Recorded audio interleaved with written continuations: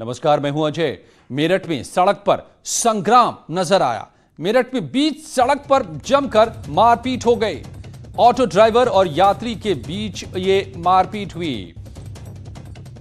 ज्यादा किराया मांगे जाने के बाद ये बवाल खड़ा हो गया। दोनों पक्षों में झगड़ा शुरू हो गया। देखते देखते मारपीट में तब्दील हो गई। ऑटो चालक की गुंडई का ये वीडियो अब वायरल हो रहा है। मेरठ की तस्वीर, बीच सड़क पर झगड़ा, मारपीट, ऑटो चालक की गुंडई, ज्यादा किराया मांगा और उस पर यात्री ने सवाल जवाब किए तो पिटाई शुरू कर दी।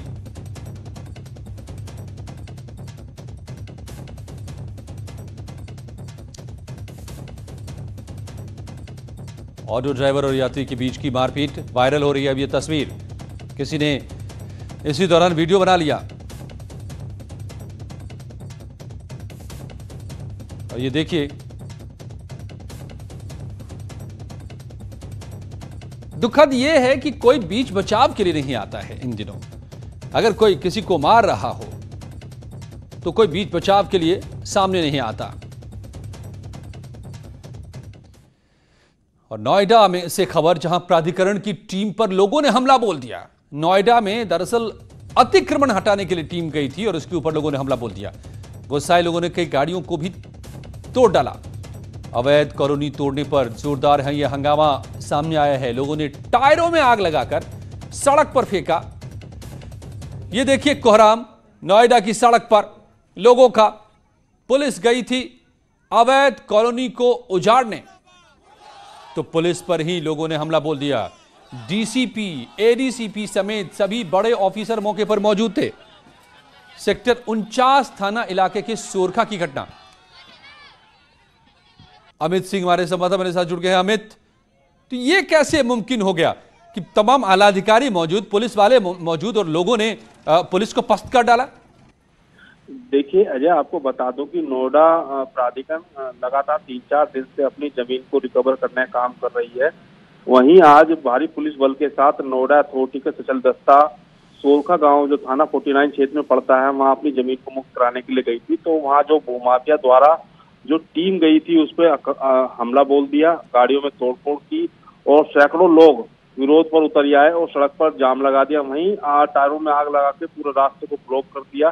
भारी पुलिस बल होने के बाद लोग क्या चाह रहे थे? लोग क्या चाह रहे कि अवैध कॉलोनी नहीं उजाड़ी जाए? जी, इस तरह की बात सामने निकल के आई है कि जो ये कॉलोनियां हैं डूब क्षेत्र में बनाई गई हैं। बड़े भूमाफिया डूब क्षेत्र में कच्ची कॉलोनियां काटते हैं, लेकिन नोएडा प्राधिकरण तब से लगातार इस तरह की मुहिम चलाई जा रही थी कि जो डूब क्षेत्र में अवैध निर्माण किसी भी तरीके से बर्दाश्त नहीं किया जाएगा। क्योंकि पहले भी इस तरह की चीजें सामने निकल के आई थी कि डूब क्षेत्र को लेके कई बार खूनी संघर्ष हो चुके हैं और कई अधिकारियों के मिली भगत से डूब क्षेत्र में कॉलोनियां काटी जा चुकी है। तो उसी को देखते हुए जो नोएडा प्राधिकरण की टीम ने आज बड़े पैमाने पे जो वहां पे तोड़फोड़ की, कल भी तोड़फोड़ की थी, परसों भी तोड़फोड़ की थी। तो कुल मिलाकर लगभग एक हफ्ते से लगातार नोएडा प्राधिकरण जो डूब क्षेत्र में और अपने अधिकृत क्षेत्र को कब्जा मुक्त कराने में लगी हुई है। तो वहीं आज जब ये कब्जा मुक्त कराने टीम गई थी तो वहीं लोगों ने इन पर हमला बोल दिया, जहाँ तोड़फोड़ की गई है। जी, और ये तस्वीर नोएडा के सेक्टर 49 के सोरखा की, जहां पर अवैध कॉलोनी को तोड़ने पहुंची टीम पर पुलिस ने पथराव किए, ईंट पत्थर फेंके, सड़क पर टायर जलाया, लोग जमा होकर सड़क पर बैठ गए और कोहराम मचा रहा। डीसीपी, एडीसीपी भी मौजूद मौके पर। और जगह जगह बवाल की तस्वीरें आ रही हैं प्रदेश में। आज कई जगहों से बाराबंकी में शराबियों की पुलिस से हाथापाई हो गई। बागपत में मजदूरों के बीच मारपीट हुई और फिर मजदूरी पर जाने को लेकर झगड़ा हो गया। तो उन्नाव में जेठ जेठानी ने देवरानी को पीट डाला। जौनपुर में दो पक्षों में खूनी संघर्ष हो गया। क्या हो गया है लोगों को? क्यों सब आमादा हो गए हैं मारपीट पर जगह जगह? और देखिए कैसे बाराबंकी में खुलेआम शराब पीने से मना करने पर शराबियों ने पुलिस के साथ हाथापाई शुरू कर दी। इस दौरान शराबियों ने पुलिस कर्मी को भद्दी भद्दी गालियां भी दी और वर्दी पकड़कर घसीट डाला। इस बीच मौके पर तमाशबीनों की भीड़ जुट गई। क्या रह जाएगा पुलिस का इकबाल? ऐसी तस्वीरें सामने आएंगी तो। पूरी घटना का वीडियो सोशल मीडिया पर वायरल हो रहा है। एसपी अरविंद चतुर्वेदी ने बताया कि पूरे मामले में 5 लोगों के खिलाफ अब केस लिखा गया है, 2 लोगों को गिरफ्तार भी कर लिया गया है, लेकिन ये पुलिस ने क्या अपनी हैसियत बना ली। देखिए, पुलिस शराब पीने से, खुलेआम शराब पीने से मना कर रही है, तो पुलिस वाले पर टूट पड़े किस तरह से तमाम शराब। ये खौफ है पुलिस का बाराबंकी में।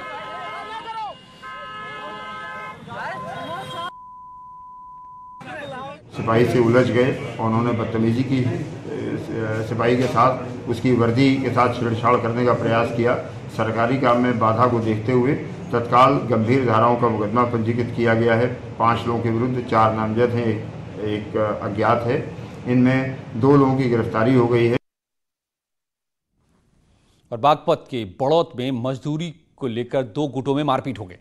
मजदूरी पर जाने को लेकर कई मजदूरों के बीच जमकर थप्पड़ और लात घूंसे चल गए। किस तरह से, देखिए। मौके पर पहुंची पुलिस ने 2 मजदूरों को हिरासत में ले लिया है। पुलिस के पहुंचने के बाद जाकर यह झगड़ा खत्म हुआ। सभी मजदूर वापस अपने घरों को लौटे। बड़ौत कोतवाली इलाके के पंचवटी मंदिर के पास ये घटना सामने आई। यहां रोज मजदूर इकट्ठा होते हैं और मजदूरी के लिए जाते हैं। आज मजदूरी पर पहले जाने को लेकर के 2 मजदूरों में ठन गए और उन्नाव में परिवार का झगड़ा सड़क पर आ गया। यहां जेठ और जेठानी ने देवरानी की जमकर धुनाई कर दी। लात घूसों से सड़क पर उसकी बेरहमी से पिटाई कर दी गई। गंगा घाट कोतवाली इलाके की यह घटना है। महिला खुद को बचाने के लिए चिल्लाती रही, गुहार लगाती रही, लेकिन कोई मदद के लिए आगे नहीं आया। महिला की पिटाई का वीडियो सोशल मीडिया पर किसी ने अपलोड कर दिया, जो वायरल हो रहा है। इसीलिए कहते हैं सड़क घर का झगड़ा घर के भीतर रहे तो बेहतर।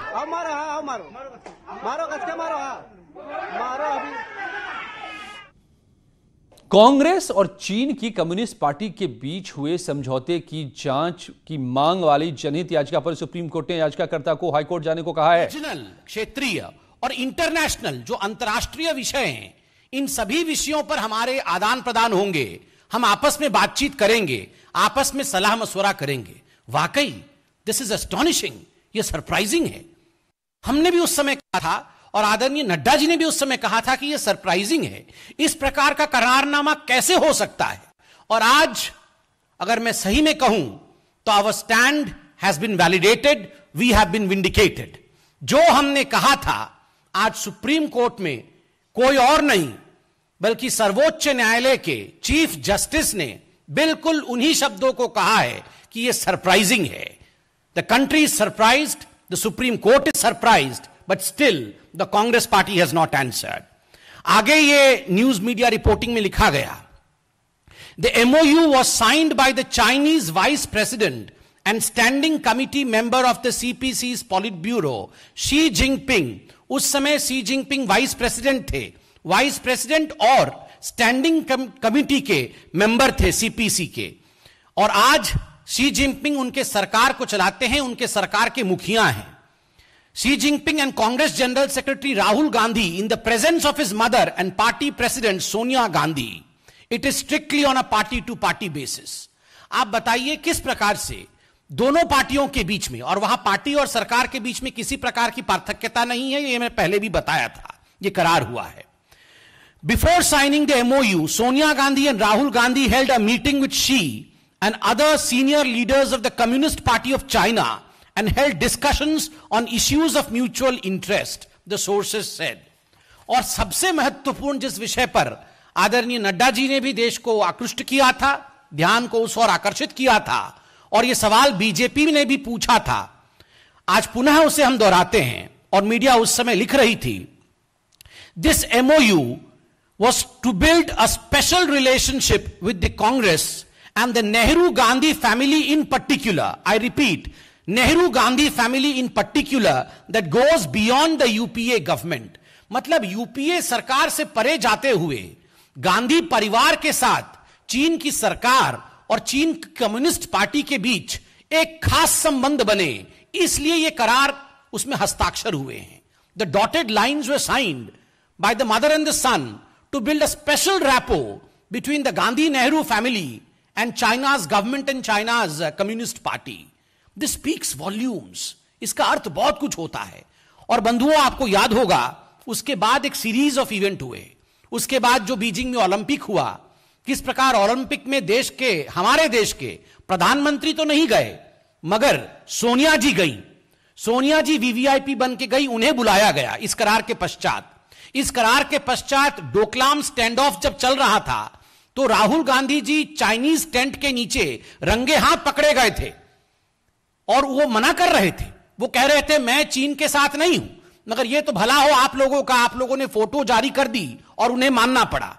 और लगातार तब से लेकर आज नड्डा जी ने जो स्पेशल विषय कहा है उस अपने ट्वीट में कि जो राजीव गांधी फाउंडेशन को डोनेशन आया, उस डोनेशन के आने के पश्चात जिस प्रकार से वाणिज्य को लेकर बहुत परिवर्तन यूपीए की सरकार में किया गया और लगभग 33% का एक ट्रेड डेफिसिट डेवलप हुआ हिंदुस्तान में राजीव गांधी फाउंडेशन में पैसा आने के पश्चात, और 2014 तक जब तक यूपीए की सरकार थी, यह सब कुछ कहीं ना कहीं जुड़ा हुआ नजर आ रहा है, एक कॉन्स्पिरेसी के रूप में आज स्पष्ट नजर आ रहा है। The supreme court is awestruck. The Supreme Court in fact is surprised. I would say that the country is surprised, we all are surprised, and the national press. तो वाकई जो संबित पात्रा कह रहे हैं उसके बड़े मायने हैं। अगर ये सच है सारी बातें जो कि सुप्रीम कोर्ट ने खुद इस पर हैरानी जताई है और अब हाई कोर्ट में केस दर्ज करने को कहा है, हाई कोर्ट जाने को कहा है कि चीन की पार्टी से, कम्युनिस्ट पार्टी से कांग्रेस का समझौता हुआ था और वो भी राष्ट्रीय सुरक्षा और राष्ट्रीय हित की कीमत पर। क्या ये बातें हैं? अभी और बातें खुलकर आनी बाकी है, देखना होगा कि क्या क्या सच निकल कर आता है। और जौनपुर में दो पक्षों में खूनी संघर्ष हो गया जिसमें 6 लोग घायल हो गए। बताया जा रहा है कि कुत्ता ले जाने को लेकर इनका आपस में झगड़ा शुरू हुआ। वीडियो सामने आया है सिकरारा थाना इलाके से, फतेहगंज की यह वारदात है। पुलिस ने इस मामले में केस दर्ज किया है, 4 लोगों को गिरफ्तार किया है।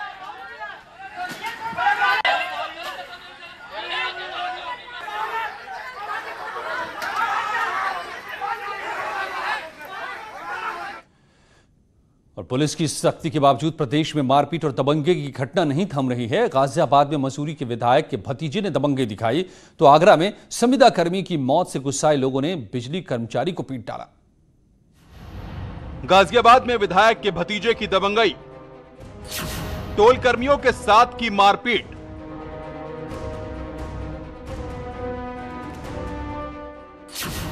आगरा में संविदा कर्मी की मौत पर हंगामा, गुस्साए लोगों ने बिजली कर्मचारी को पीटा। संभल से आई शर्मसार करने वाली तस्वीरें। रसूख का नशा जब सिर चढ़कर बोलता है तो कुछ ऐसी ही तस्वीरें सामने आती हैं। गाजियाबाद में मसूरी के विधायक के भतीजे की दबंगई देखने को मिली है। आरोप के मुताबिक विधायक के भतीजे ने टोल मांगने पर जमकर हंगामा काटा और महिला टोल कर्मी के साथ मारपीट की। पूरी वारदात सीसीटीवी में कैद हो गई। टोल मैनेजर ने इसको लेकर मसूरी थाने में एफआईआर दर्ज करा दी।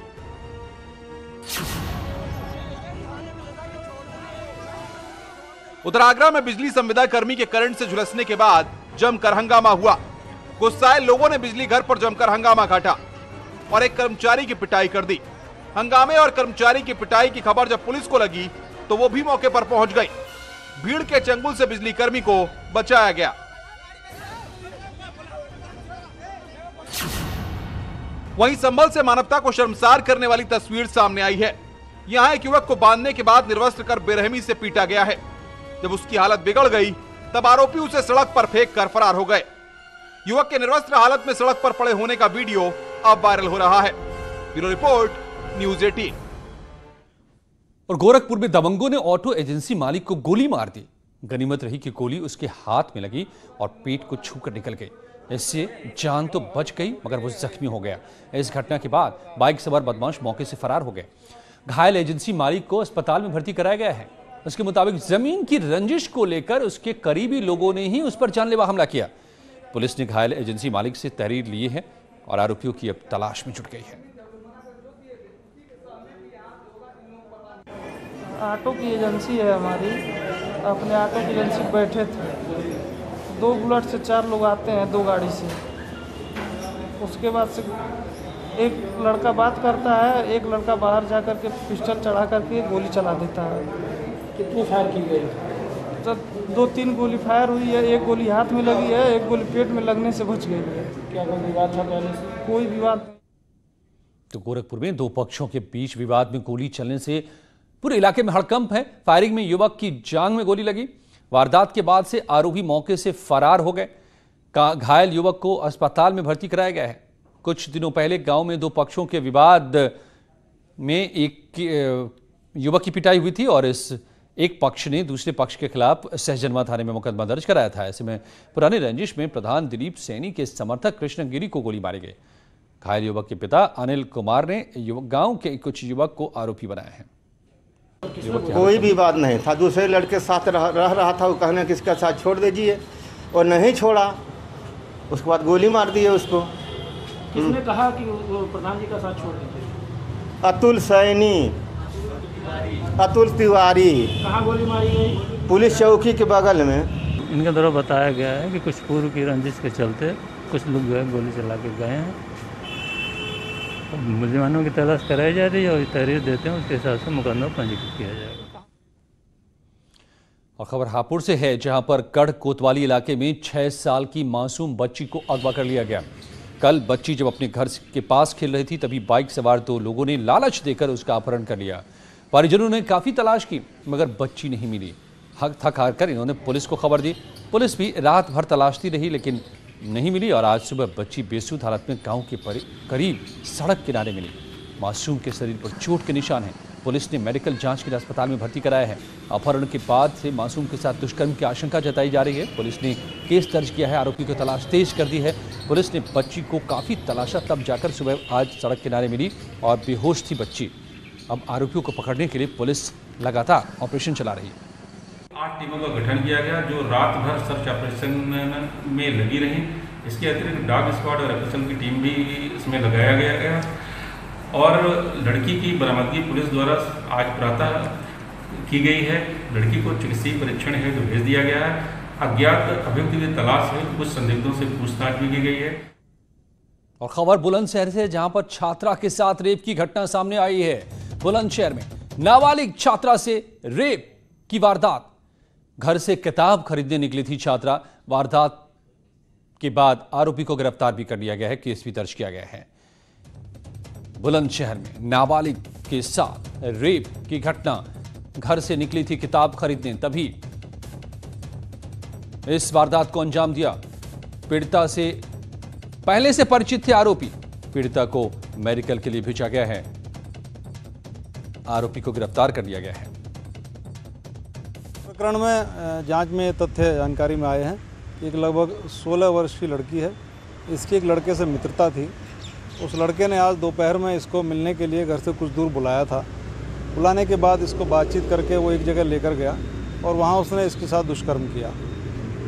सर, आरोपी को पकड़ लिया? आरोपी को पुलिस ने गिरफ्तार कर लिया है और आगे की विधिक कार्रवाई की जा रही है। सर, परिजनों ने तहरीर दे दी है? सर, तहरीर दी जा रही है और मुकदमा पंजीकृत किया जा रहा है। तुषार तिवारी हमारे संवाददाता मेरे साथ जुड़ गए हैं। तुषार, घर वाले कह रहे हैं कि रेप हुआ है, पुलिस कह रही है कि पहले से दोनों जानते थे। किस तरह से आया है पूरा मामला सामने? देखिए अजय, साफ दिखाई देता है कि पुलिस तो किसी भी मामले को लीपापोती में लगी रहती है और किसी भी मामले को मिनिमाइज करना चाहती है। दुष्कर्म होता हो तो उसे छेड़खानी दिखाती है। यहाँ मामला सीधे सीधे है क्योंकि सीधा आरोप लगा देना लड़की पे कि ये मित्र थे, क्योंकि गांव में रहते हैं, एक दूसरे को पहचानते हैं। लेकिन कोई अगर अपने मित्र को ट्यूबवेल पे लेके जाएगा और उसके साथ दुष्कर्म करेगा, उसकी अस्मत को रौंदेगा और उसके साथ में उसका एक दोस्त भी था जो चौकसी करता रहा, देखता रहा कि कोई आएगा तो तुरंत उसकी जानकारी उसे दे देंगे। और पुलिस ने हालांकि तत्परता दिखाई और दोनों को गिरफ्तार करके जेल भेज दिया है। धन्यवाद तुषार आपका। और यहां पर कुछ ही पलों में जारी है खबरों का सिलसिला।